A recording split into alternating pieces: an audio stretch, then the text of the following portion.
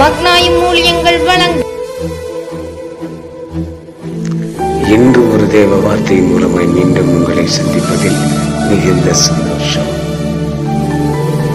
இந்த நாளிலே வாசிக்கும்படியாய் தெரிந்து கொள்ளப்பட்ட ஒரு பகுதி 2 பேதுரு 3ஆம் அதிகாரம் 9வது வாக்கியத்தை வாசிக்க கேட்போம்.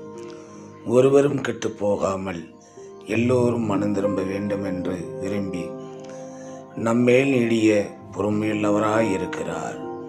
கர்த்தருக்குள் பிரியமான அன்பு சகோதரனே, அன்பு சகோதரி, அம்மா, ஐயா, ஆண்டவராகிய இயேசு கிறிஸ்து இந்த பூமியிலே பிறந்த ஒவ்வொரு மனிதரும் பாவத்திலே, சாபத்திலே, மதுபானத்திலே, விபச்சாரத்திலே, இப்படி அநேக பாவத்தில் இருந்து மனம் திரும்ப வேண்டும் என்று கர்த்தர் விரும்புகிறார்.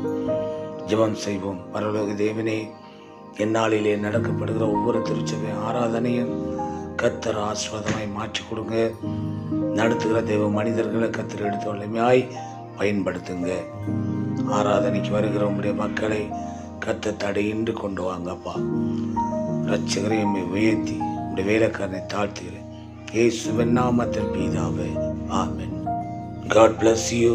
ஆராதனையை மிஸ் பண்ணாதீங்க. கர்த்தர் உங்களை ஆசீர்வதிப்பாராக. ஆமென்.